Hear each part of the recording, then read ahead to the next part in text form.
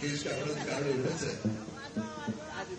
मला लहानपणापासून जे काही करेन ते भव्य दिव्य करेन अशा प्रकारचा माझा एक स्वभाव आहे. त्यामुळे मी यावेळेस घाटकोपरमध्ये पहिल्यांदा दहीहंडी तेव्हा म्हटलं की ही भारतातली सगळ्यात मोठी दहीहंडी असेल आणि त्यावेळेस फक्त वरळीला आणि ठाण्याला दहीहंडी लागायची कुठेच आहे.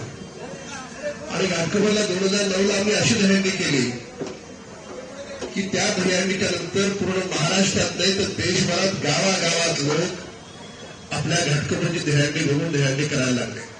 खरं आहे का खोटं आहे?